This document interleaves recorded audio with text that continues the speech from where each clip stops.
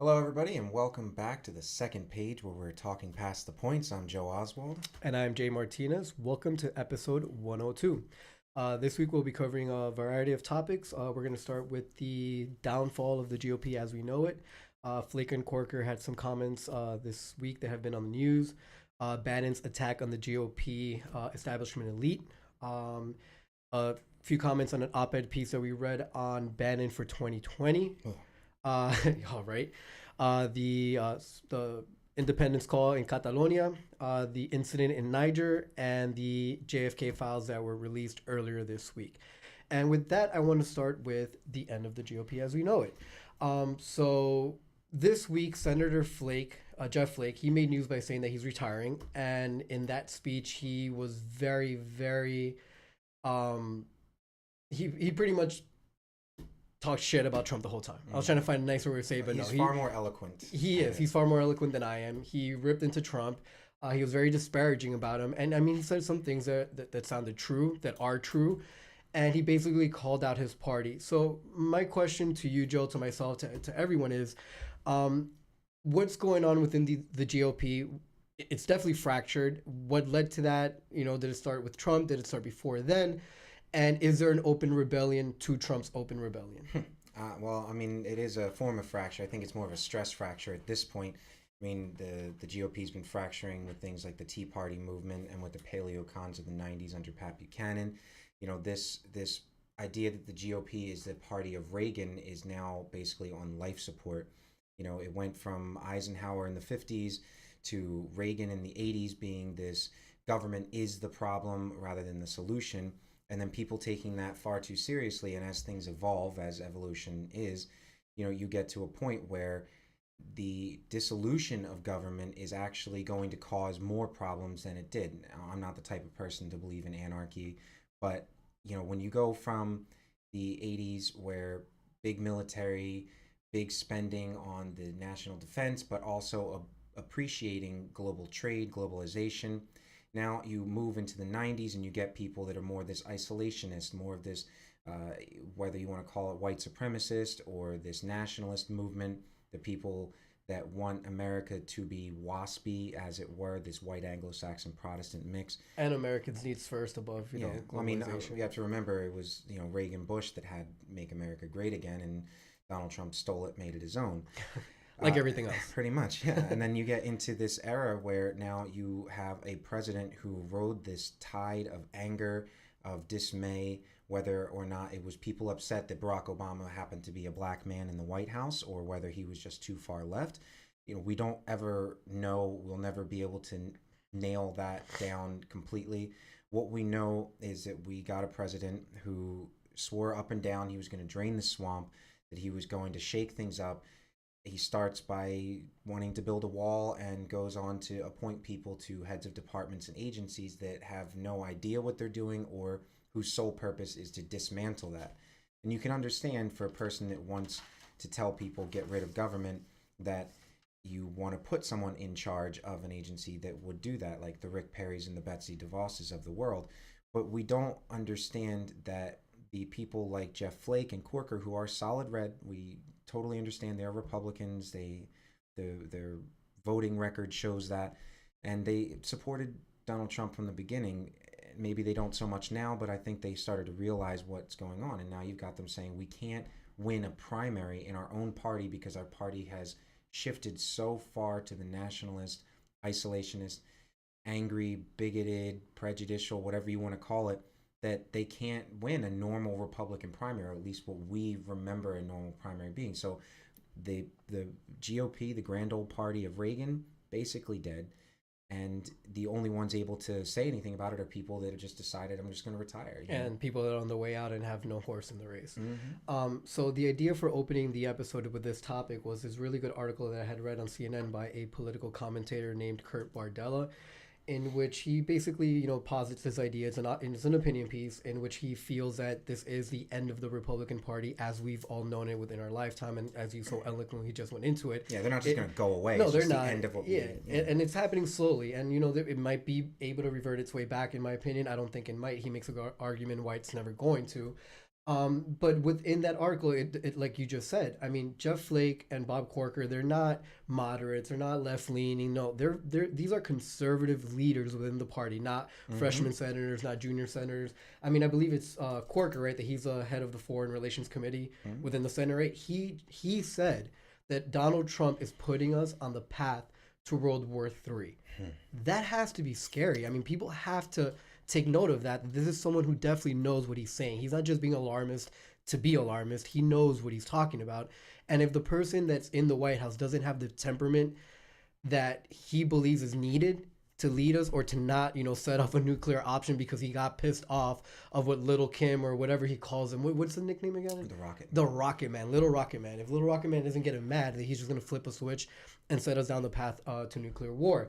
And Little back Kim is a very good nickname, by the way. Actually, yeah, I kind of like Lil Kim. Okay.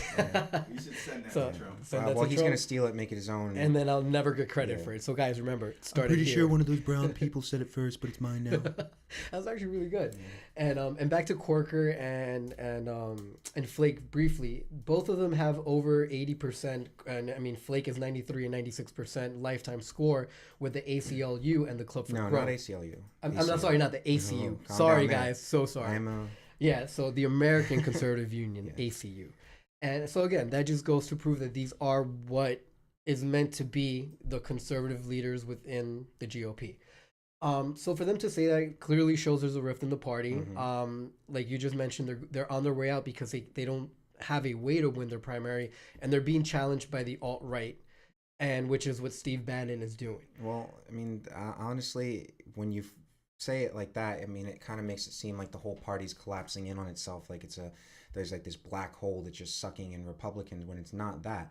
Either they're aging out or people are just turning against establishment anybody's. I mean, people on the left are going for more left-wing Democrats. They don't want the moderate Democrats. Nobody wants the moderation anymore.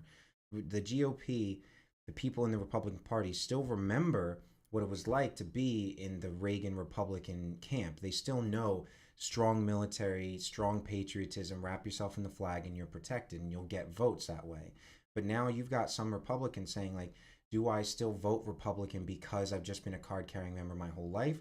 Or do I realize that so many of these Republicans backed by the NRA, backed by these Grover Norquist oaths of loyalty to someone else, not their constituents, they are now on the fence. They don't know what to do. It's like a crisis of conscience, because you have people that for the longest time thought that Reaganomics worked, that the strong military thing worked. I mean, we just passed the anniversary of Reagan's invasion of Grenada, a little island in the Caribbean that was no real threat to us, but because their Marxist government, there was a coup, he claimed that Americans were being threatened or that there was a danger to us, and we invaded a country 1/2000th our size.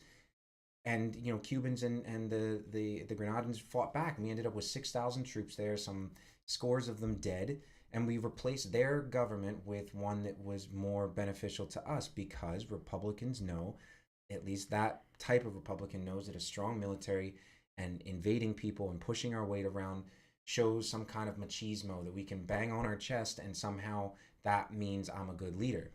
Donald Trump is not that person, but he knows you have to keep the door open. That's why you go around threatening North Korea. That's why you go around patting Putin and the presidents of these strong-armed countries, Duterte in the Philippines and Erdogan in Turkey. That's why you go around saying stuff like that, because he thinks that he is this big machismo guy, and he wants that image. He wants his supporters to look at him like a king almost. It sells. It's sexy in a way, to see a leader that way. It's leadership, right? It's leadership 101. Yeah, but it's not effective. It's not right. It's probably gotten us into muddy waters, and it's lost us the support of the global community that we've been the leaders of. And right now you kind of see China edging its way into filling that void. Yeah, China and Russia. Yeah, China and Russia being the leaders in the global community. But with that being said, then what do you think has to happen within the GOP to stop this collapse? And who needs to be the hero to step up? Can it just be these people that are speaking that are on their way out? Or will it have to take, these senators that have an invested stake in what's going on, and they have to speak out at the detriment of maybe losing their own seat, right? Well, and then there's clearly an objective by Bannon and his side, and like you like to coin the Bannonites. The Bannonites, yeah. That's going to be a thing, by the way. Just remember, you heard it here first, the rise of the Bannonites. And okay, and there's definitely a plan, or it seems there to be a plan, of Bannon positioning himself possibly, or someone that he handpicks aside from Trump, to maybe vie for the presidential, for the White House in 2020 or 2024. So what has to happen to stop all that? And Well, honestly, he's a huge fan of saying he's going to primary anybody that goes against him, whether or not it's good for anybody. I mean, these are people, these people that follow Steve Bannon are the type of people that I think genuinely wouldn't do anything. They would stand by and watch this country burn if they couldn't have their way. They wouldn't care. These are people who, if someone like Bob Corker, who just a few hours ago I read was considering a run for the Republican nomination to challenge Donald Trump in 2020, just like the Mark Cubans who say they're going to do that. But would he just end up being a John Kasich? Would he just end up maybe winning his own state and not really having an effect, and you just go around to all these events and you eat food and you talk on TV and you maybe get a spot on Fox or CNN? But then you have Steve Bannon in the background holding these forums, talking to donors, pulling donors away from establishment conservatives, pulling supporters away, saying if you don't believe the way we are, then you're against America, you're against Donald Trump. and just, I'm sorry, and to your point right now, he is doing things that seem sort of presidential, like he's gearing up Don't for say a run. sort of presidential. Say, there's nothing he's doing that's The presidential. Okay, well, he's gearing up for the attempt to try and take the office that's currently being occupied by the puppet that he put in it. He's traveling around the country, finding ideological allies to run in primaries against incumbent, the elite, GOP senators and congressmen. He's mobilizing an insurgent grassroots challenge to the Republican power structure. He's attacking virtually every major Republican leader in Congress, and he's building a network of mega donors. And not only is he saying, "Hey, give me money," he's also saying, "Hey, don't give them money if they're not for Trump and if they're not for our nationalistic views." So what you just said about Corker, maybe that's what they need. Maybe they need a rallying point. Maybe it's not Corker, but maybe he's the start of it. A leader that the GOP establishment can look at and say, "Hey, this is who we can grab onto to maybe fight." And maybe it leads to the fracture of the party in two. But there has to be a response to Bannon. If not, Bannon is eventually going to sprinkle enough of his Bannonites in there to make an actual difference. Might not happen in 2024, might not happen in 2020, but past that, it's a real possibility. I mean, even now, with the 6 open Senate seats in the midterms in 2018, he's challenging 5 of them. Mm-hmm. He only deemed Ted Cruz worthy and crazy enough to not be challenged. You might be afraid he's an assassin. Oh, right, and we'll get to that later. Hopefully, you'll see what the JFK files said. But again, there's a concerted effort by Bannon and his people to put these crazy, alt-right, just ridiculously thinking people, and the Republican Party is owning it, at least up to now.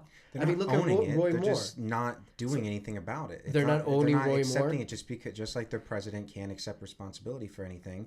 These people are saying, well, you know what? If they can get their base rallied up hard enough, and if they can get enough anger riled together, then they'll win. And they'll win the primary. And isn't that just what democracy is about?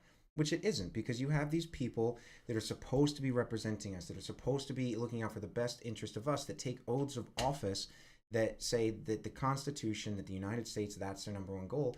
But they these alt-righters have looked at the established Republicans and said, whether or not they agree with it or not, but you pretty much just vote whatever the NRA says. You vote however Grover Norquist says to vote, or the Koch brothers. You just do whatever these donors say, and you don't give a damn about the people whom you actually represent. We live in New Jersey. We've got a couple Republicans here, and if they pass this tax reform package they're trying to do, just like Josh Gottheimer said, it's a possibility that it will be impossible for a Republican to win in the Northeast. But do they care? No, because most of these people in these deep red places, in these places that take more money from the federal government than they give back, claim that they're still not getting enough. They think that the world is owed to them, and they've never even been outside their own cities, their counties, their states.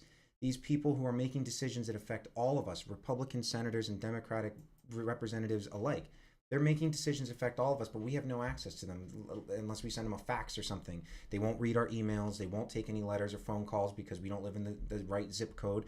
So now you've got these people who know how to work the system, these Steve Bannons going around talking shit about George Bush because he happened to disagree with Donald Trump, calling anybody that disagrees with him unpatriotic, and basically suggesting that they be tried for treason. That is not the America that was founded.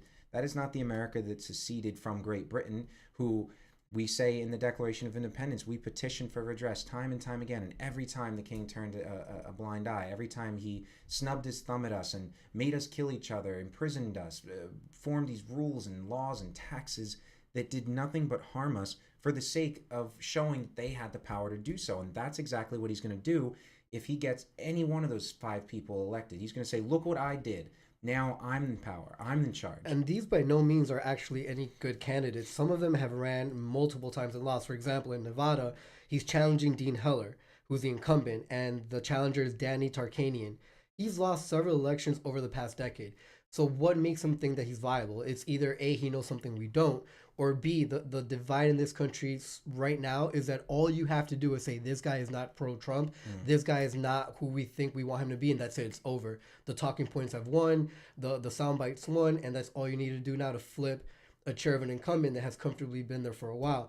I mean, look, for example, Eric Prince in Wyoming, he might challenge. I don't understand why he's not in jail. He should be. And I mean, he's dealt with his own issues, which is also crazy that he's actually someone that they're considering. Remember, he's the CEO of Blackwater. Exactly. For everyone who might not know, yeah. They're mercenaries, basically, and he's the one that created them, funds them, and profit off of war. He might be challenging John Barrasso. But I mean, the other people also being challenged are Roger Wicker from Mississippi, Orrin Hatch in Utah, and Debbie Fisher in Nebraska, who up to now hasn't been challenged. And polls indicate, at least in Nebraska, that her constituents don't think anyone should challenge her from the right, so she might just be safe. But again, let's say Bannon takes 3 of these 6. Cruz seems to be on that Bannon wing. Well, you can't forget that he backed Roy Moore. Exactly, and that's what I mean about the GOP owning it, right? I mean, Roy Moore is a bigot. He just is, right? He doesn't believe that homosexuality is right. He doesn't think Muslims should be able to hold office or run for office in the United States in 2017. This is a guy that was voted to the I'm sorry, what's the state again?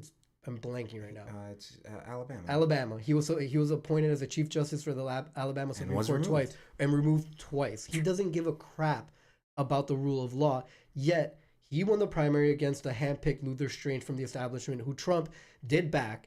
And then Roy Moore won, and not only did he win, now he's getting endorsed by the GOP. He's receiving funding from the GOP. So they're owning him.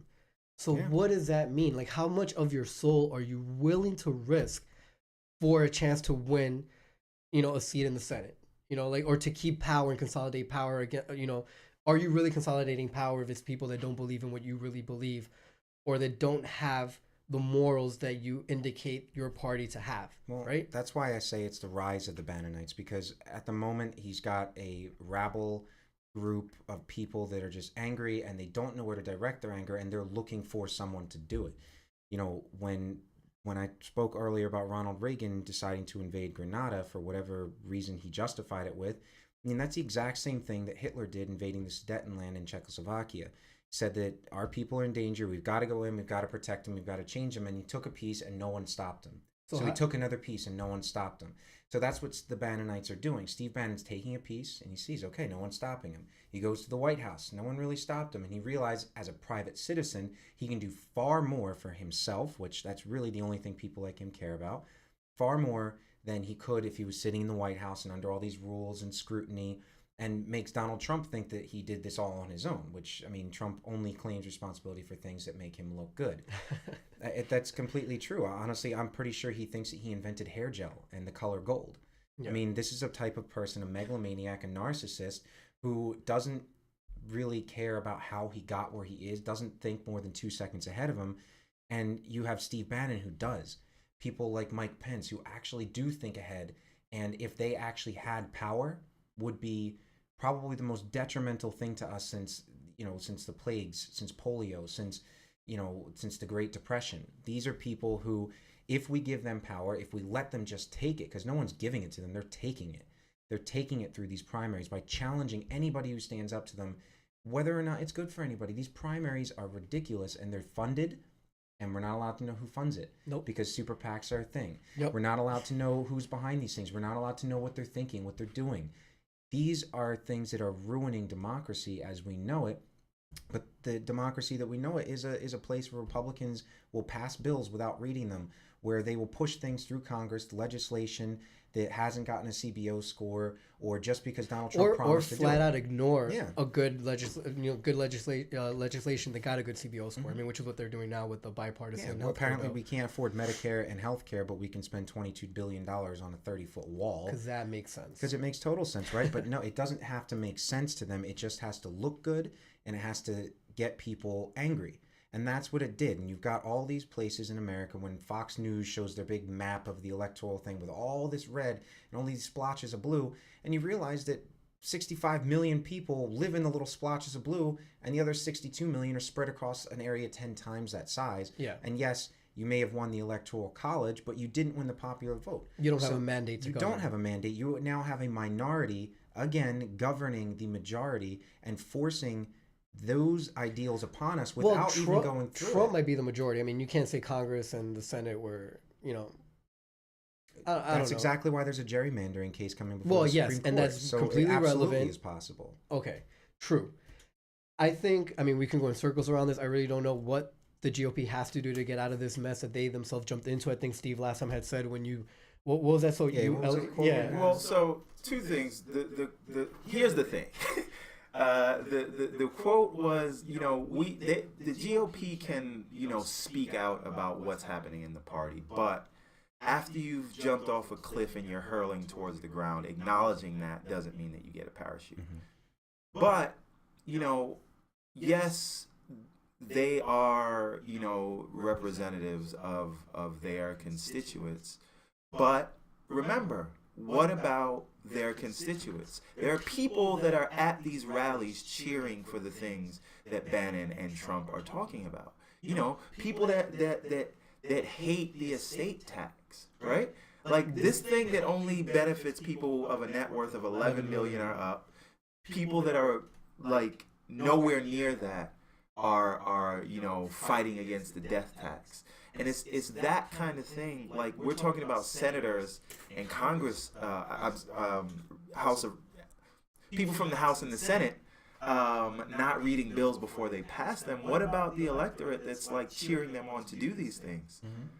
Do you know what I mean? What about the whole idea of getting primaried is because your electorate votes you out of office for saying something that is anywhere near middle of the aisle. So, I don't think this is only a problem with the GOP. Like, what about the people that are voting them into office?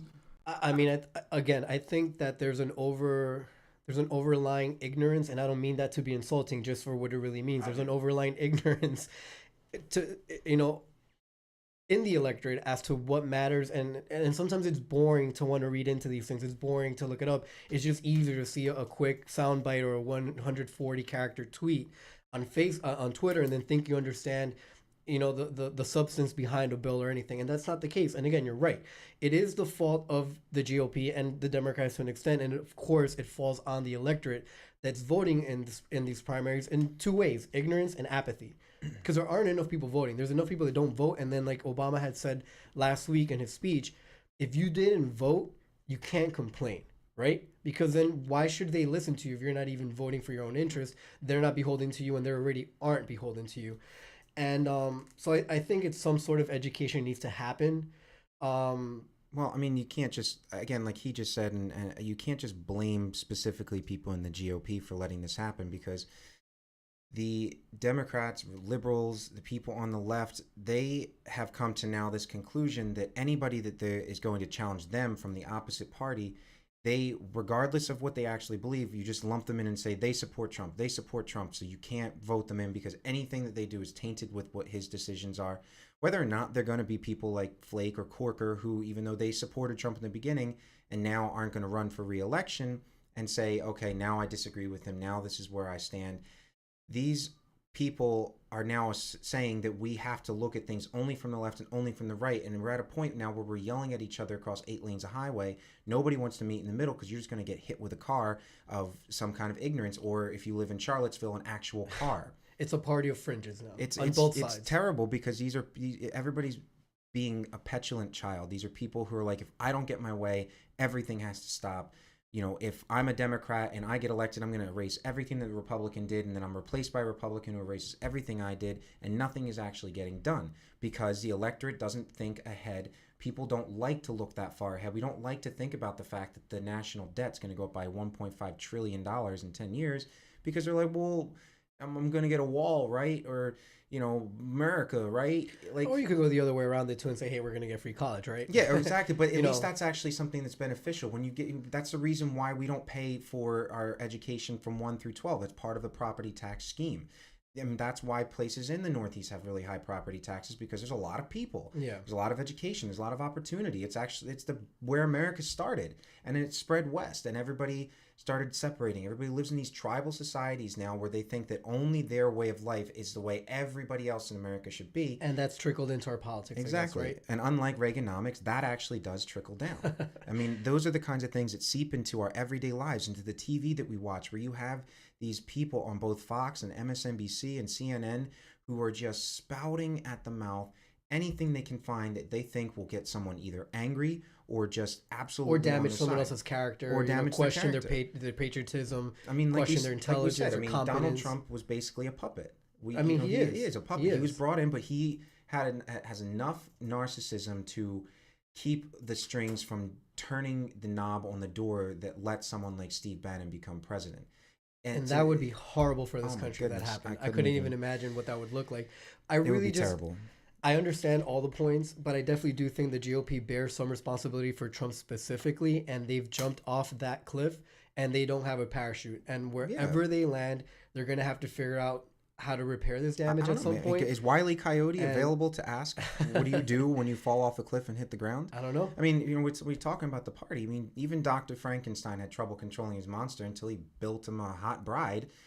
Donald Trump gets Melania, and we want to say stuff to her like, you knew what you signed up for when you came into this job, and she knows, but you don't say that to her. You don't wreck her day with that information. She just goes about her day, and we're not allowed to talk about her if she's so proper. And yet I can Google right now and find naked pictures of her if I wanted to. And people were talking about, Michelle Obama, and we saw her shoulders. There could be a whole episode of the goodness. hypocrisy. We probably should do a of hypocrisy episode. we should. So many things the Republicans talk down on Obama for, and I mean that's like a fraction of what Trump's done. But again, I feel that the GOP needs to own this, and I feel that they Speaking sold of their owning soul it, away. Zuckerberg 2020? Supposedly, right, Steve? Mark Zuckerberg Zuckerberg running for 2020. president Yeah, 2020, so maybe. here's He might the be an thing. alien though. You got to be careful. Mark Zuckerberg has been making the kind of moves, and I'm not going to say correlation is causation, but they've changed some rules in the board of Facebook that would allow him to seek public office. He has been holding digital town halls as well as real town halls, and has been putting out not really op-ed pieces, but writing sort of articles about trade and some of these other Policies. things. Yes. And so one would only think, and he's on this campaign of traveling the world, traveling the country to see what real Americans are like. And so Will he when be you- 35 by 2020? Yes, he will be. Now, and whether it's 2020 or 2024, I don't think it's impossible to see Zuckerberg running for office. And you have to understand, he leads a multi-billion-dollar company, right? A tech company that has so much influence. If someone is in office that is making laws, things around or leading Congress to make laws around things like net neutrality and other things that would affect his business, why wouldn't he? I mean, honestly, I don't know. I mean, obviously, we're going to assume if he did, he'd be running as a Democrat. But I think that he would just end up like a Ross Perot or a Ralph Nader as an independent or as somebody who cost the election for somebody who the general population probably thinks should beat Trump and might actually be the reason why Trump would win again, because we would now be dividing the liberals or the Democrats who, that didn't want Bernie Sanders because they're afraid that because he's Jewish that somehow his loyalty is not to America. That he's not the right kind of white person. And you look at the name Zuckerberg and you're like, I don't know about that. That doesn't sound very good to me. I think Donald Trump sounds a lot better, don't you think? Then you get people running on stage with their guns and saying, put me in the Senate, put me in the Senate. and then you get one or two of them, and that's all you need. Yeah. I mean, if John McCain and Jeff Flake and Bob Corker banded together, they could theoretically stop anything that Donald Trump wanted to do. They could put limits on his power. They could stop him from having first strike capabilities with a nuclear weapon. They could make sure that tax reform actually benefits the middle class and not just these 1% people. They could actually do something, but they're not, and that's why I don't consider them necessarily heroes. I don't think they can accomplish anything. They can definitely stop him from doing something and hold the fort until something happens in the midterms and after that. And back to Mark Z, I disagree with you. I don't think that he would be a Ross Perot or Ralph Nader on the fringes. I do think that if by, 2020, if the Democratic Party hasn't found its soul, if they haven't found a leader worth leading, there's people on the front that are up right now: Kamala Harris, Kristen Gillibrand, Cory Booker, Bernie Sanders is always around.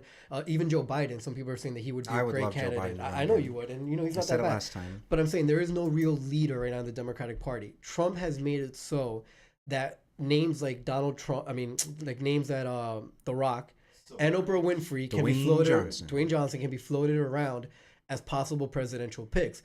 Mark Zuckerberg, up until today, when Steve told me this, I really haven't heard about it. But it makes sense to me. It seems very possible. He has the funding. He has the influence. He's an intelligent guy. And in this day and age, it could happen. He has the data, Hell right? yeah. Right. Oh, This is he the is. this is the CEO of Facebook, And we gave it all to him. Yeah. Yes, Willingly. and again, if Trump rode the wave of Facebook, whether we're talking about targeted ads and fake news, but that's from Facebook. And if the person who controls that platform decides to run, I don't see anything he's publicly said that would bar him from the Democrats You accepting never him. know. He's got a especially lot when of they wanna people win. that started that business with him, and they very well could have the skeletons in his closet lined up and ready to drag through the mud. That would probably just look like a Steve Jobs thing, and it'll just make him look like a better entrepreneur and someone who, persevered in the face of struggle and barriers or whatever. I don't know. I don't think there's enough.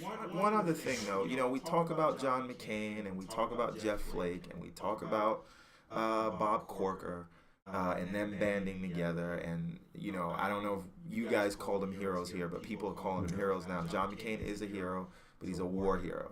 In terms of being a congressperson, we need to give credit to Sarah Collins and Lisa Murkowski. Those are the guys that have been standing up Girls. against Ladies. Trump. Yeah, there you go. The women that have been standing up, even though they still are seeking office, right? They will run again, and they are now again. They're in safer positions. They are. Than a Corker or a Flake. But the point is, they have stood by their convictions from the beginning. And you may not agree with them on everything, but they're not just towing the line. Yeah. These are the ones that are saying, hey, there's this thing in the bill, there's that thing in the bill, and that will adversely affect my constituents, so I'm not voting for it. I don't care what pressure you put on me. Yeah. So those women are the heroes of the Congress, in my opinion. I absolutely agree with you, and I haven't called them heroes.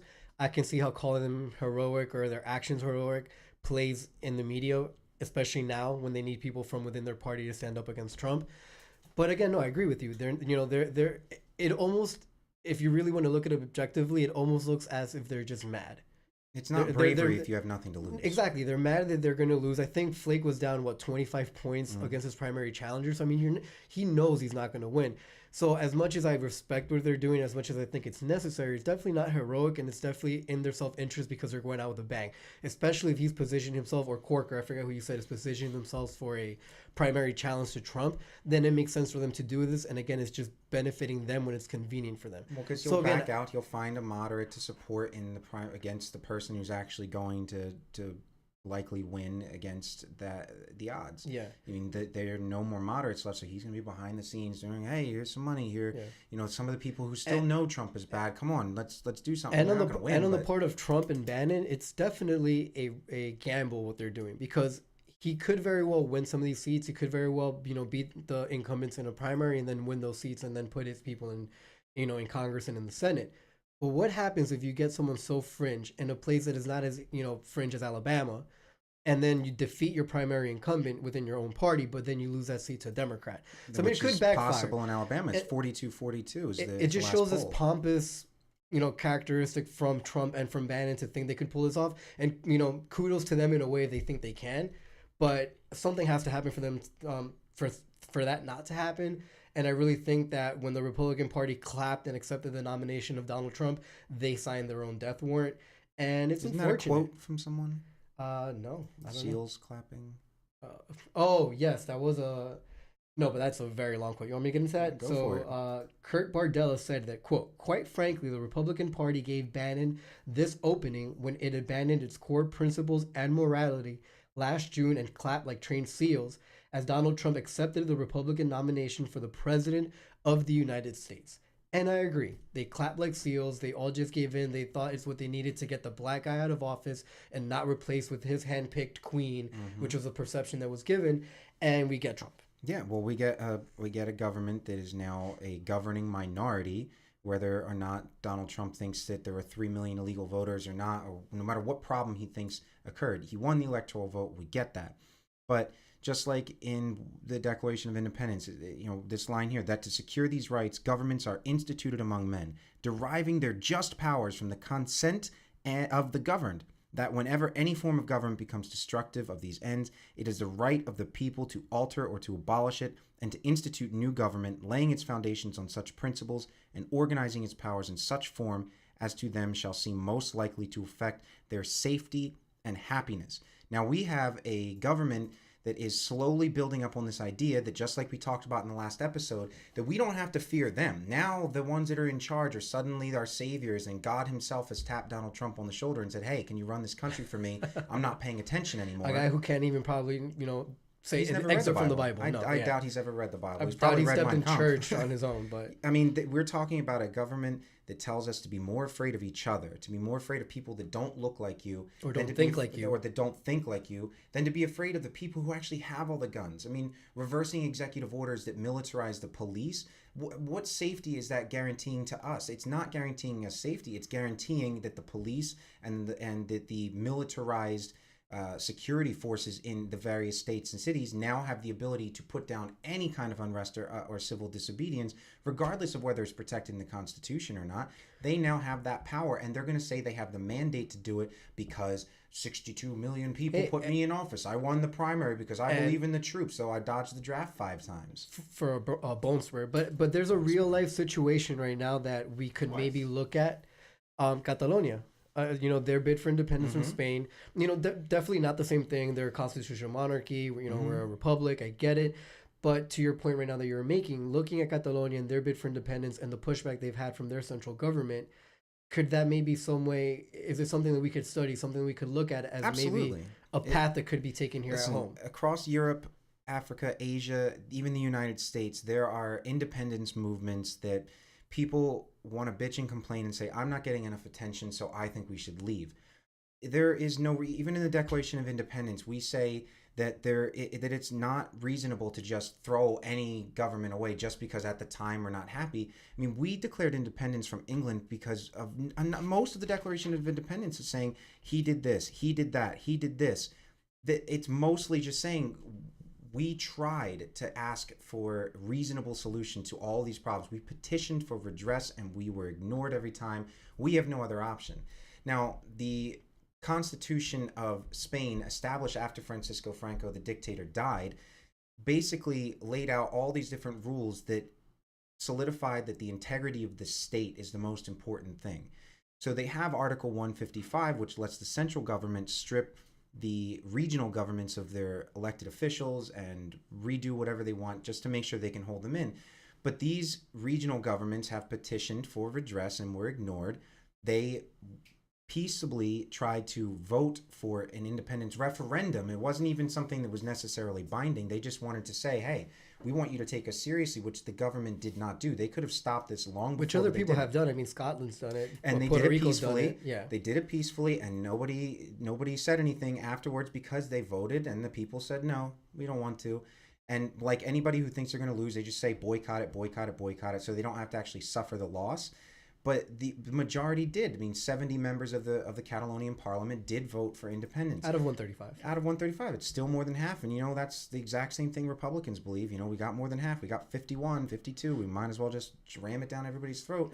So whether or not the independence movement has a legitimacy, there are still 15 million people there, at least half of whom, probably more, because some people didn't go out to vote because the Central Police came in They and weren't started beating allowed old to ladies. vote. Yeah. Started beating old ladies and children with batons, saying, you're not allowed to do this. Those videos were horrible. I They mean, were. seeing that really was like, wow. And in a way, I could almost imagine that happening here. Yeah.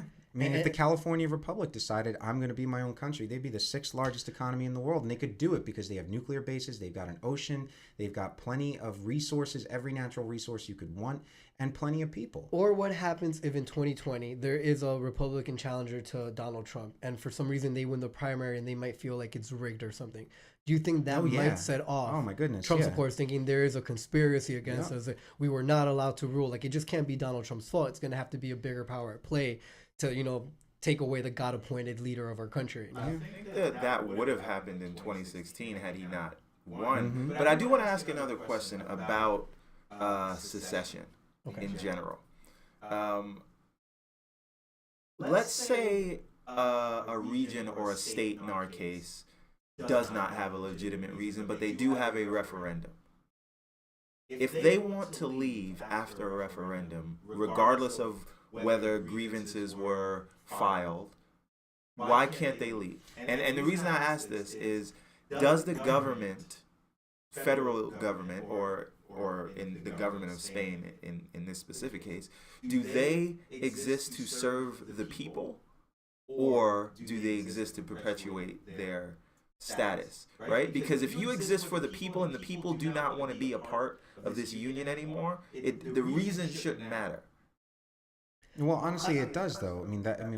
If we're going to talk about something like that, we have to understand, when the Civil War started in 1860, there was nothing in the Constitution that gave anybody any out or any way to dissolve the Union. It's like it's a non-dissolvable, permanent, in infinitum contract that these states signed onto, and whether anybody that signed the original Constitution was even alive at that point didn't really matter, because afterwards Lincoln just found some way to say that the secession was never legal in the first place, so the Civil War didn't happen, we're going to reconstruct everything, and gave them an out. And then they took that, and because they lost but were not permanently defeated, they just decided to just go into things like the Jim Crow laws and to elect people and judges that would support this revisionist history where Black people and other slaves, Native Americans, all of a sudden they were happy to be where they were, and that this was about economic freedom and about the right for them to choose what they wanted for their own lives. And they decide to leave the Union. They fire the first shot. They turn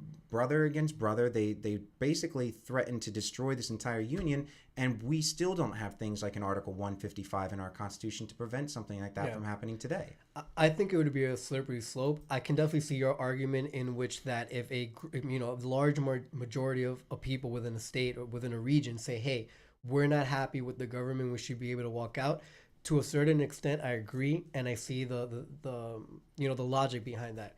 At the same time, as Joe just mentioned, our Constitution, which every state signed into and every state ratified and all that, it is a contract. And it also goes that we can't just walk away whenever things get bad. Mm-hmm. I mean, there would be great instability if there'd be a North and South Jersey in that case. And that might be the case with Texas. There might be a Northwest, East, and South Texas. I don't know. I'm just saying that a lot of instability could come from that. Excuse me? There's Dakotas. I don't. There might just be one Dakota after that, but I don't know. But the point is that actually the Constitution if there was forbids real that. Really It specifically says states can't join together or form other states out of any region from another state. I did not know that. You see, that's pretty cool. There you why I go. read the That's why we have you Constitution here. every once in a We while. have you at the constitutional scholar. But again, I think that if there's real big grievances and it's been a very long time that people have been trying to address them and they've been ignored, maybe there's something more there. But I think that someone reacting like that right now, less than a year into, let's say, a Trump presidency, is overblown. Because we should try to fix it from within before we do something as big as trying to declare an independence or referendum to show that we're angry. Because, again, I think the instability that might come from that is too big to handle, and it's a world that maybe we haven't fully thought through how it would look like after the fact. No, I don't think it would be a good thing. I guess the heart of my question is, what does government exist for? Is it for the people, We're starting or a is it philosophy for class? the perpetuation of itself? Yeah, I mean, it is kind of like that. I get your question. I both? understand it, but yeah, both. I think both work. I mean, you can't just leave the union. That's the whole point of what a union is. Of course, Republicans think that there should be no such thing as a union, right to work, blah blah blah blah blah. That's a different topic, different story, different show. But this question that you're asking, whether or not there really is any form of redress that we can take upon ourselves, like we have inalienable rights. You can't just take something away, whether or not they started in the beginning with God gave it to us, or whether we gave it to ourselves. The people of this country are 50 little states, little nations bound together by this one contract, this document right here that says we're all together in this until the end. So I don't believe that there should be any grounds, or rather any provisions made that allow a state to leave the union. But I do think that there should be something in place so that when you have a situation like this tax reform package that's trying to rush down everybody's throats, that only benefits a certain part of the country at the detriment to another, or when you say things like only men can be drafted but not women, even though more than half the population is women. Women should be drafted. Well, I think they should be eligible to be, because we're all Americans, because we're all in this together. It doesn't matter what your color, your religion, your creed, your gender, none of that matters. Only thing that matters is, will you step up when you are called to? It's not about being angry and stepping up and saying, I'm taking my country back. It's saying, will you just protect the country that we've already got? Or are we just going to keep going back to the eraser and wiping clean everything that we just accomplished to make some people who are angry right now and don't even know what they're angry about happy? The funny thing is that I just kind of realized from this whole conversation that, for better or worse, and for sure I don't freaking support this guy at all. But if we're sticking to the whole question of does government work for its people or for itself to keep itself going, you can almost make the argument that at least for Bannonites and for their crazy fringe group, he's almost doing what I guess government should be doing, right? He's championing the thoughts of those fringe people and trying to figure out a way to get he's within the government. weaponizing it. He is weaponizing. Whatever. The point is that, that's a funny question, philosophical question that kind of wasn't ready for it. But, people like him are waiting for us to just give up power to the executive branch so that we can have a place where we have the a president power. is despotic, where despite the fact that they are democratically elected, that we have checks and balances, Congress for the past couple decades has just been deferring to the president. Like, yes, we have the Congressional Review Act, and anything that the executive does, or any agency, Congress can look at it and say, nope, we don't like it, and they'll exit and whatever. But they're allowing an office which was originally built to be the commander in chief and to just sign bills and make sure that there's one person there to make sure that things did okay. I mean, you get a bunch of people together and things can get crazy. Yeah. I mean, that's, when you have simple majority rule, like most Republicans believe we should now, or at least like Donald Trump thinks by getting rid of the filibuster, then you can get into dangerous situations where you have Jim Crow laws, where you can ban homosexuality or ban sodomy, where you can ban abortions around the entire country just because just one little person voted over. That is not a democracy, in my opinion. That is a totalitarian socialist regime that makes everybody have to do exactly what you think, even if you're in the minority. And then we're not really a free country, are we? No, we're not a free. If you have to put your boot on my neck to make me salute the flag, or to, support the president, or to do anything, you have to put your boot on my throat. That's not freedom. No. That, I mean, we can move on to the next thing, because it goes right into it. It honestly, it does. When you have like the events in Niger, it's a French colony. You have events in Niger where we have a president who somehow didn't know that we have troops in basically every country in the world, and then when something bad happens, does not want to take responsibility for it, and yet will take responsibility for all the good things he thinks happened to him. He will claim left and right, and as long as he keeps repeating it and repeating it, people won't challenge him. We have a situation where we have troops that were murdered. I'm going to say murdered, even though it's a military situation. War is war. That because the president didn't think out his decisions, he put Chad on a travel ban list, just blanket, arbitrary, capricious decision, because he thinks it's going to make his base, rabble in anger and support of him. And then the Chadian government decides, okay, well, then we're just not going to help you guys pursue ISIS or pursue Boko Haram or Al-Shabaab, or which any led of to these. the bad intel that put them in that So you situation. get bad intel, you get these now couple American troops wandering around this massive country where everybody around them is fighting for their own piece of this spot, these militias and these terrorist groups who all want to say they killed an American because that gives them a feather in their cap, as I heard on NPR. they now have this opportunity to kill soldiers bearing our flag, and we couldn't even get their bodies back without the help of the French military and the Nigerian army.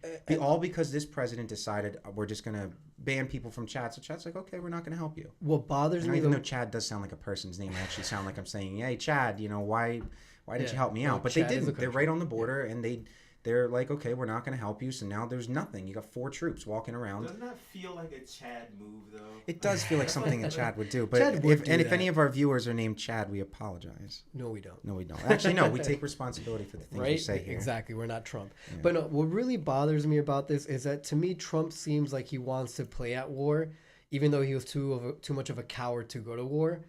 And he surrounds himself with all these generals, all these people who worn a uniform. And he really, I mean, he's shown time and time again a complete lack of respect for the military. Yet these are the people that are like, pounding for him, or like, some very pro-military people. And he's shown clearly he doesn't understand it. He doesn't respect it. And as commander in chief, he should be informed. So I don't understand how it's acceptable to his base that his response to this is, well, I didn't know. I'm just finding out as you're finding out. And well, I gave the responsibility to my generals on the ground. I was and given I'm, bad intelligence. And I'm letting them handle it. I thought Africa was a country. How is that leadership, and how is that acceptable to people that wanted to crucify Hillary for Benghazi? Yeah, it just doesn't come around full circle to Or me. a Congress and it that- bugs me the fuck out. that tried to stop Barack Obama from getting rid of Muammar Gaddafi in Libya. You follow the Military Authorization Act. The president's got 30 days to do something without having to go to Congress for an actual declaration of war. So you give Obama that 30 days. It took him 30 days, and he got rid of a dictator. And while it left a huge vacuum because Congress didn't let him finish the job, he still got the main part of the job done. We still got rid of a terrorist organization that was probably going to eventually, allow attacks to leave Libyan soil to attack Europe. This now devolves into a situation where we have a commander-in-chief who absolutely has no idea what he's doing. He's never served. He's never supported the military. He's badmouthed the president for 8 years prior. He badmouthed a POW. I mean, he said McCain is not his type of hero because he was captured. No. What the fuck, man? Look, hang on, look. Okay. Trump's a hypocrite, right? We know we this. know that, right? And so we could get mad, but Trump is pardon my French, just doing Trump shit. I think Be careful about the French. I think the thing to So really you failed that class, didn't you? I did hard miserably. But I think the thing to really look at here in that statement of I didn't specifically know or authorize that we had these troops on this mission is that if you didn't know or specifically authorize it, then who did? Mm-hmm. This is a man who, forget about all his narcissistic tendencies. This is a man who has littered the White House with military generals. And now, those military generals now, and his chief of staff, John Kelly, also a general. But now you're telling me the White House is littered with military generals and you don't know, you've given them sort of almost like unilateral power to go on a mission that you don't know about and you didn't authorize. Well, I don't know if they were necessarily going on a mission. I think they just happened to be there. No, but they were on a mission. Well, yeah, I mean, they're always on a mission. The mission is kill the terrorists, and I'm always down for that. Like, 100%, everybody on the second page believes kill the terrorists. Because, Well, I think that depends on who we are. I mean, yeah, I know, that's a broad term. But at the same time, we're talking Al-Shabaab, we're talking, these groups, Boko Haram, that kidnap 300 children Yeah, fuck Boko Haram. and sell them as sex slaves or do whatever, because we never found them. But somehow we've got troops in Niger that their own commander doesn't even know that they're there, that the generals that he surrounds himself with somehow couldn't have informed him, and maybe they did, and he just ignored it, despite the fact he says he has the greatest memory in the entire world, greatest memory of all time. He probably didn't even remember. I have a question. To quote Mark Perry and the headline of his article in Politico this week, are Trump's generals in over their heads? Well, And specifically the ones within the White House that you just mentioned, John Kelly. They absolutely are. They took well, the I mean- job because they thought that was going to make him look good, and they didn't. They aren't. I'd Because be careful to say that just because I think we might not agree with them, When but the president really, taps you on the shoulder and says to serve you, do it. If Donald Trump walked exactly. into this room and said, "I need Especially- you to support me and be the ambassador to whatever," I'd be like, "You got it, Mr. President." But more so, I think generals, because of their military background and their love for the country, and the fact that some people say that some of them might feel that they need to be on that wall, that they need to be protecting us from Trump and from kind of being the adults in the room. That's how you get Yeah. a military coup. That is how you get things that exactly. Eisenhower talked about. Exactly, but who put them in that position? I don't think they He really did. exactly, and Because I don't he think thought it made him look good. okay, and it's not good for us as a nation, and it puts them in a precarious situation because as generals, you're supposed to be subordinate, right? But when you're in this situation where you might have to feel like you're the babysitter of a president, then don't you have to maybe manipulate him, find a way around them, maybe leave him misinformed of certain things, and then he's just gonna come back and say, "Well, I didn't know." That's not leadership. That's not plausible It's not- deniability either. That is these people I don't saying, think Donald Trump knows that. like, he pats people on the back on the back that are clearly these strong men that don't believe in democracy, that believe that a strong military is the only way to keep a country together. We're talking about Recep Tayyip Erdogan, whose own security guards beat up American citizens in Washington I D.C. still don't know how that was allowed to because happen. Donald Trump likes the guy and he's not gonna force him to own up to it. Where he rewrites the constitution of Turkey to make sure he stays in power despite it's a secular democracy. Where he tells the president of the Philippines, Rodrigo Duterte, that he's a great leader, great guy, when he's dragging people who are murdering drug addicts children and teenagers people who on the just are streets of the suspected. Philippines. Yeah, absolutely, dragging them 3,000 people in just a couple months, just And he murdered. doesn't hide the fact either. He which is doesn't. He's crazy. claimed he's thrown a man out of a plane without a parachute, just murdered him in midair, literally. That kind of thing is the type of And that's where person that- president is keeping friends. Yes, and he's patting them on the back and saying, "Good job," because he wants to be like that. That's why he surrounds himself with military leaders. And I read an article recently that said it's quite possible we could see a very quiet military coup where if Donald Trump does not want to leave office, like we said before, he gets primaried, loses the primary, something happens, he loses to a Democrat after only one term, that the military might either have to forcibly remove him and take power for themselves, and then we have some general behind the scenes, even though we'd have a puppet president, that is very, very possible because, like Eisenhower warned, the military-industrial complex is going to seep into every aspect of our lives, and it has. We've turned against each other, we've gotten angry, we've gotten guns. So what are we supposed to see when we see 5 or 6 generals running around in the White House when a civilian is supposed to be in charge of all these things, and a civilian that has no military history is now telling us that these generals are the best of all Americans, and as long as they haven't been captured or wounded or any of these things, somehow they're the best, and that the general gets on TV and says that the sanctity of the president's office, he's shocked and he's sickened because someone's willing to question the president. That's exactly what we're supposed that to is do. Again, this is how it happens, right?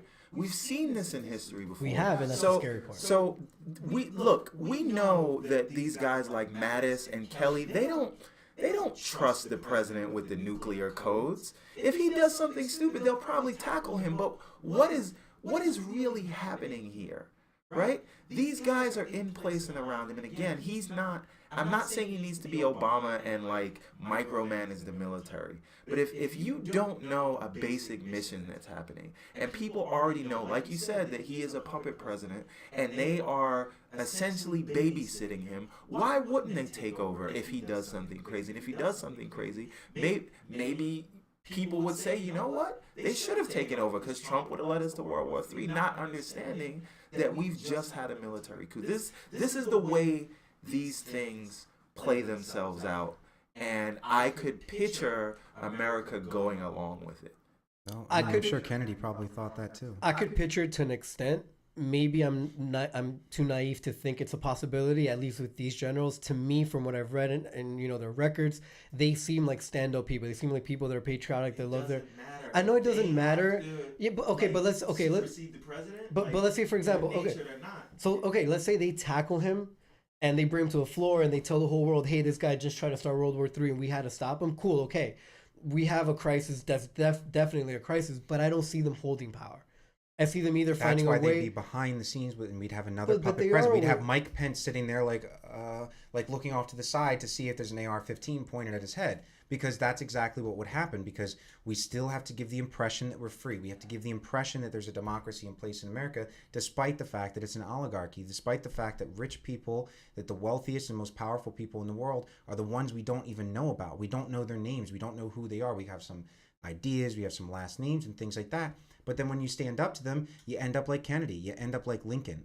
And the ironic thing is that we're in this situation because we haven't heeded the warning of a Republican president in Eisenhower, how you brought it before, and that's also another thing that I briefly want to talk about that just annoys the crap out of me when people say, "Oh, you know, the GOP is a party of Lincoln and it's a party of Eisenhower." In 150 years, get in over name, it. maybe it is, but I mean, you know nothing of the GOP of what it was before if you think that they have anything in common with the GOP of today. Abraham Lincoln's GOP, it is not at all in any way resemble the party of today. That's all I want to say and get off my chest. So please stop saying that to me when I'm arguing with you on Facebook, guys. It ain't true. It's not. Yeah, I always, find that funny how. Is it funny or sad? Both. Yes, it's a tragic comedy. No. So we hear these guys who pawn themselves as conservative political thinkers, and they'll say, we are the party of Lincoln. We know what happened in the '60s, how all the KKK members were in The Democratic Party. in the Democratic Party, completely leaving out the Southern strategy, completely forgetting the last 50 years of how once LBJ decided he was going to be on the side of Martin Luther King, how there was this mass defection of those people. The Dixiecrats. Yes, that they moved from the Democratic Party to the Republican Party. And we can just completely whitewash that, but that's what happened. And so if everyone said we're not with the Democrats because they're standing with Martin Luther King, so we're going to the Republicans, mention that if you want to be a historian. Yeah. But And it still bugs me out too. I really want to kind of get into it on my own time and find out how that happened, because initially the Republican Party was the party of freedom for the slaves. It was the party of Lincoln. It was a free soil party which wanted to give free land to farmers. I mean, would you imagine if a Republican now said they wanted to give anything free to anyone? I mean, they would flip shit, their constituents, their base. But that's exactly where the party was No, their born from. constituents wouldn't. They would, because they don't care about their constituents for the most part. So that would never come out of their mouth. But again, it is annoying to hear that, oh, we're the party of Lincoln. No, you're not. Learn your history, open a book. Please, you're not the party of Lincoln. You are now the party of Trump, born from the party of Reagan and Pat Buchanan. Exactly. And honestly, if you want to talk about history, I mean, we have a president who tweeted that he was going to follow the law for once. He was actually going to allow the release of the JFK assassination files, 2,800 documents of things that have either been withheld or redacted because someone is still alive from that era. In any case, this was a law signed into the books in 1992. 25 years later, whoever's president at the time gets this discretionary authority to decide whether or not it gets delayed again or it gets released. So he tweets that unless there's a receipt of information otherwise, that he's going to, and he has to mention that he's the president. Like, we know, we get it. You might be sad about it, but we get it. You're the president. But you have to let these things go. And now this person who says that no one's above me, I'm in charge, is cowtailing to the CIA and the FBI, saying, okay, well, we're still going to hold back 300. And even if we release the last 300 documents, we're still going to redact things if we deem it necessary. And you're just going to have to, and he tries to tell his electorate he's different than the establishment, that he came in here to drain the swamp, to get rid of all these people who've been hiding things from them. And time after time, he gets pushed back and he loses. And his people still haven't seen that. How many times does he have to lose an argument? Puppets cannot control their own strings. They, maybe you get a tough joint every now and then that doesn't want to bend with the strings. But in any case, he is like a 6 foot tall golden puppet. Something as simple as the JFK files became another loss for him. All he had to do was let him go. Yeah. All he had to do was just let it happen. And again, I mean, this also gives credence to the conspiracy theories out there. It definitely gives them more ammunition, at least for the next 6 months, that this is apparently under review. But you've known for more than 2 decades that this date was coming. How the hell have you not yet figured out what you wanted redacted or not, or done your homework? How does that happen on the day? Yeah, we're not talking about the president. The No, CIA, this is the FBI and the FBI, CIA. they This have is had not, time. Yeah, this is not on Trump. him pussying out is on Trump. The rest isn't on him. This was on the FBI and CIA, who had ample time to figure this out, to come now the day of the final and say, hey, I didn't study, now we're screwed. Can we postpone the test? And you know what? It was funny to me when Trump caved in. I was waiting for this to come out. I was like, all right, cool, he's going to do this. Great, I'm curious, whatever. And then again, boom, another loss. But you don't hear peep from his supporters. This is a loss. No, I mean, just when Obama didn't close down Guantanamo Bay, everybody and their mom was like, you promised, you promised, you promised. But he had lawmakers from every state, Republicans, saying, we will not allow these prisoners to be put on American soil. You can do everything you want. You can defund Guantanamo. You can do whatever you want, but they're not coming here. So where are you going to put them? So his hands are tied. So it's not like he gave in to them. He just understood checks and balances, and these people were going to be obstructionists for 6 years. Or it's okay to say he gave in. Again, I don't want people to think, at least I don't think I am, I don't want to speak for anyone else. I'm not an Obama apologist either. I think he was a great president. I voted for him. I don't think he was perfect. But, again, there's campaign promises that he faltered on that I think he could have delivered on. That's one of them. So I don't really agree with your thought process on that one. Well, I mean, how could he have delivered on that? Like, Well, because- you shut it down and then what? Okay. I think, and there's some that were sent to Europe. There's some that could have come to American soil for states that would have accepted them, and there were. It's not like every state had a Republican governor and someone saying... they just were afraid that there would be a terrorist attack or And whatever that, they and that brought makes them. complete sense. I wouldn't have put them back in the U.S. I would have sent them packing. No, I mean, you give them a trial and you either let them go or you keep them in prison forever. Like a maximum Some of them freaking... weren't even charged yet. No. So how do you give them a trial? That's what I'm for- saying. You want to close down the base, you got to give them a trial. You got, and whether or not people want to say, well, they're not Americans, they don't have any rights. I'm just like, we're still human beings. Do not human beings have rights? No matter where you go in the world, you can go to North Korea, and there is still some semblance of rights that people have. I mean, not necessarily North Korea, maybe, but I mean, no matter where you go, a person has some chance of defending themselves when they're accosted by the government, even in China, even in Iran and North Korea and Syria. And whether or not they listen to you or just decide to shoot you in the head right then and there, you still don't languish away in a place that's not anything. It's Guantanamo Bay is a 99-year lease from Cuba that I'm pretty sure the Cubans probably don't even like. I mean, has there been a terrorist attack in Guantanamo? Has there been a terrorist attack in Cuba? No, Cuba wants it back, though. I'm sure they do, because it's their sovereign territory that we took. So, when you get into things like the campaign promises and stuff, you go back to JFK. It is a difficult question, though. You're right. I kind of oversimplified it. Sorry. I got emotional. Whatever.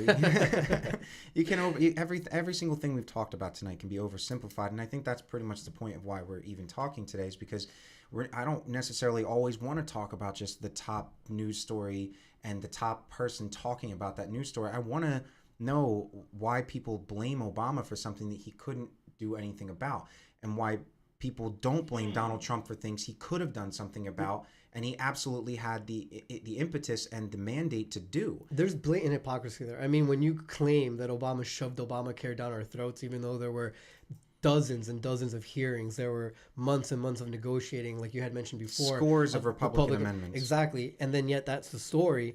Then why isn't the flip side of that story that, Trump couldn't deliver on his promise for repealing Obamacare, which he didn't? Trump hasn't delivered on tax reform they're trying now. And again, He I like hasn't to say delivered on ACA immigration. instead of He hasn't- Obamacare. ACA. He hasn't delivered on the wall. He hasn't delivered on immigration. This guy has just L, like loss. And in yet his column. he But switched yet them all. everyone- He put two L's together and you have a win, and sometimes you read these comments and these people saying, he's winning, he's fighting for us. And like, by what? By tweeting every day and sounding angry and playing golf every 3.5 days. It's his 76th time this weekend. He's here's in the Virginia thing. right now. I hate being in the awkward position of defending Trump. But Hey, be sensible. It's okay. it Listen, it's has not a Trump bashing show. It should be objective. it is for me. But Not for me. he hasn't been in office for a year yet, right? Always And I remember know- 11-9. I know that when Obama was in office his first year, I know I was saying when people were like, he didn't fix racism, or he didn't, you know what I mean? We didn't get reparations. You know what I mean? Like, I'm like, slow down, tamper your expectations for what the executive in the office can actually do. And you also have to give a president time. Now, I'm in the position now where I hope he doesn't get the time, because I, hope he doesn't succeed at a lot of the things that he campaigned on. But we can't say he failed at everything yet, because it is a process. And you see, You're right. You're right. The Obamacare repeal or ACA repeal effort, that's like a zombie that just keeps coming back from the You dead. have to shoot it in the head. Yeah, right. for the But, brain. Maybe these things will get done before we call them failures. Anyway. Well, I agree with you fully pre-Trump. I don't think it's the fault of everyone feeling that he's losing or me feeling that he's losing. He's putting himself in a position to be judged in this time frame. I mean, he's a guy that when he got inaugurated said, in 3 months, I'll give you a plan on how to defeat ISIS. No, 30 days. I'm sorry, a 30-day plan, on how to defeat ISIS. Secret. We're almost a year into his presidency. He hasn't done it. So you get me? He's setting these time frames on himself and then getting mad when people hold him to it. I don't think Obama ever said, year one, I'm going to fix racism. Year one, I'm going to fix healthcare. Year one, I'm going to fix taxes. He said, hey, this is what I want to do, and then just did it. Or didn't do it, but in his own time frame. Trump is literally saying, I'm going to repeal Obamacare on day one. I'm going to defeat ISIS in 30 days. And then when he doesn't, people are just like, well... It's because he thinks that this is an authoritarian state where the president has this magical power to wave a wand and get something done. It's what he chided Obama for 8 years on, every single tweet. Why hasn't the president done this? How come he hasn't signed it? Why has he signed all these executive orders? Every single thing can come back and bite him, and yet they have no teeth. It's like trying to bite him with your gums. He doesn't accept the responsibility for anything that he said in the past, nor does he hold himself to the same level of accountability as he expected the people that support him and everybody else to hold Obama to. Dude, I think he'd throw his own family under the bus to save face. Absolutely. I mean, maybe That's the except kind for of his man he daughter. is. But that's the point, right? There's so much bad there that you kind of it wears everyone down. But I think that the genius or the idiot savant in Trump is that he understands what people, the aspects of these things that people are paying attention to. So it's very easy to say when you're not well read on or read at all on a topic, well, why doesn't the president do this? If you haven't read, if you don't know what the Constitution lays out for what the powers of the president are, then you can say that, right? And I understand he's president now, so he should be held to a higher standard. But is he being held to a higher standard, right? Because he can just do these things. There has been no recourse. And will there be a recourse? And I think that goes back full circle into our initial question, which is the downfall of his own party, who should be the one, I guess, holding him accountable, right? He's doing exactly the same thing to the Republican Party as he told his electorate that he would do to every government agency, but putting Rick Perry in charge of energy, Betsy DeVos in education, and then asking for bills to get rid of them. Scott Pruitt in the EPA. He wants to get rid of the EPA, get rid of the Department of Energy, bring back coal, despite the fact that the think he's market says no. self-sabotaging the presidency and the office and the whole form of government? Absolutely. I think he is self-sabotaging. And the only good appointment I think he's ever made will probably be Nikki Haley to the UN ambassadorship, because he wasn't expecting her. I like he Nikki wasn't Haley. expecting her to be good at her job. She's intelligent. She's ferocious. Mm-hmm. She has she a can future. get it done. Listen, she goes to the UN and she takes all the things she did as governor. She may run, and I hope she does. But I mean, she could be the first female president. I don't know if. But then we go back to sexism and racism and a whole other topic. But she's not a blonde. But she's an Indian woman. She's an Indian American woman. So I mean, but again, I think she's great. I agree. I like his pick when it came to that. What did you just say? I like his pick when it comes to that. Yeah, enunciate, because it sounded like you said something else. I like his pick. Honestly, that kind of segues into something else that I know we didn't mention in the very beginning that we would talk about, but I do want to talk about. And it's something that has been in the news this week. NPR has mentioned it, and I forget the name of the gentleman that coined the term the Frightful Five. But we've now come into an era where the government isn't doing the things for us that they're supposed to have done, and now corporations are. Corporations are the things that are building infrastructures, that are building the webs that connect us all together anymore. Grooming our next Democratic candidate in Mark Zuckerberg. If he, well, you have to remember, if he's not an alien. Corporations are people. Now, if corporations are people, then I am a potato, because that's a ridiculous statement. I'm against Citizens United. Do you identify as a potato? The 14th Amendment does not apply to corporations, but conservatives were in power at the time and decided to make that law. So that's definitely another issue. But the Frightful Five, these are Amazon, Apple, Facebook, Microsoft, and many people don't know this, but Alphabet. Alphabet is a parent company that now owns Google because they decided to divest, and maybe they didn't want the name to be sullied or anything. But these five companies pretty much control every aspect of our lives. Google owns YouTube, which is likely one of these spots that we will be getting subscribers from for the podcast. They own, Apple like, owns subscribe. iTunes. Yeah. Apple owns iTunes. Microsoft owns pretty much every computer in the world that Apple doesn't own. Facebook knows everything about us. And Amazon has access to everything. This week. And Whole Foods. Yeah, and well, they own Whole Foods, so now they own our food. At least all the good food, the organic stuff. No offense to anybody else, but that's what Whole Foods was known for. So Amazon now has a product called Amazon Smart Lock. And Amazon Smart Lock is give us $249 and we'll send you a lock for your front door and a camera. You can hook it up to your smartphone. So when you get a delivery, instead of having the chance of it being stolen off your doorstep, the driver can now send a message to Amazon saying, I'm at your front door. Amazon sends you a message saying, turn on your camera. Someone's at your front door delivering a package. And then they can remotely unlock your door and allow for 5 minutes the Amazon delivery person to enter your home, leave a package, and then go. And that's the concept, and it sounds great. 5 minutes. 5 minutes. That's a lot of time. That's the concept that they've now gone in. But then when we talk about things like Equifax's security breaches, when we talk about the fact that the Social Security Administration and Veterans Affairs has been hacked and the information has been stolen, that all someone has to do is figure out a way to mug an Amazon driver and have them send a message like, hey, I'm at someone's front door, can you unlock it? And then some nameless person, probably in India, maybe in Canada, says, okay, I'm sending the signal, you got 5 minutes. And they bust open the door, destroy the door, leave it propped open, and then they rob your house, and there's nothing you can do. And now Amazon's on the hook. But anybody knows it. You call Amazon, you say, my package didn't come. They're just going to refund you. They're just going to whatever, keep it. If you got the wrong product, just keep it. Give you a new house. They will. Here's the thing. Aside from getting robbed, which is a terrible thing, I think the larger point here that you alluded to about the Furious Five, or is that a movie? The Frightful Five. Frightful That Five. sounds like a Quentin Tarantino Yes. thing, but I think that's why it's catchy. Well, actually, to me, this sounds like a George Orwell Yeah, novel yep, or yep. movie. Because if we think of the level of control that all those companies have on our respective lives, and we're essentially just giving them our data. And remember, And yeah, we're this- against government having any say on what we do. Right, and this is a hardware product that we pay for, but we do use their services and freely give them our data.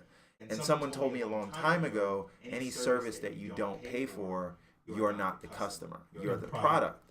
And so we are videotaping ourselves. We're giving these companies the ability to unlock our doors, to document every facet of our lives. To remember every question we ever Right. asked. And so email we we've ever sent. we don't, I don't even want to get into the idea of how technology runs our lives and we don't read anymore because we have Google. But my point is, if they hold so much sway over the world and our government and our laws are geared towards these big companies, what benefits them as opposed to the individual, and we're sort of shaping laws around them, and we spoke about it earlier that someone from a technology company is going to run for president at some point. Eventually. We know that this will happen. What is happening, and are we already living in? We see how people on college campuses get when you say something politically incorrect, or on Twitter, and how we're sort of policing ourselves in that way, and we just sort of want people to go away forever when they say something bad. Are we Big Brother? Listen, isn't your wife teaching Fahrenheit 451, Ray Bradbury's book, 1950 something? No, but she's read it and you've read it too. She was teaching 1984. Oh, Which plays I'm sorry. into it. Yeah. I was going to make a reference to Fahrenheit 451 because I was excited to hear that they're actually still teaching it in schools, and I'm very proud of your wife for being a teacher. That's a hero, by the way. Yes, as it a is. teacher. Hey, babe. I'm not trying to get you that many points, so. But when I'm reading that book and I'm taking down notes on some things that I'm reading, because we're talking about a man who wrote this book in the 50s, and he was predicting things like these little talking seashells in our ears, and that firemen are now burning books, and that's how it's always been. That Benjamin Franklin was the first fireman, and that the point is that you destroy creativity, you destroy this idea that there's any semblance of individuality because you're just supposed to do what the state says. And that is the kind of place that we end up with these things like 1984, where we're not going to let the government into our house. We don't want the government doing anything between us, even though these are people that we are electing, we're choosing, we know them. But if I'm giving them my money, then they have to be on my side, right? But we're now putting wiretaps in our homes. We're putting cameras in our homes and asking them to do everything for us and just trusting that they're going to do the right thing with this information. Yeah. We don't know what they're going to do with it. That's why we don't want the government to have our stuff. Yeah. To answer your question, Steve, I think we're living in it. We just don't know it yet. I don't think everyone's We're come the full frog in the circle. boiling water. We haven't fully realized it yet. Some of us maybe more than others. But it's a matter of convenience. There is a convenient part to all of these things. It is, the world is so fast now. We're in this rat race. We're so busy that if we can cut a corner, we can. And these things do cut corners for us. But what are we giving up then for that? For that 5 extra minutes a day, or for me not having to walk out of my house and go to Whole Foods and physically get food, or for me to wait for a package outside. I think it's horrible. It's definitely Big Brother-esque. And I think it's eventually going to become a government for the corporation by the corporation eventually, and that's what Eventually.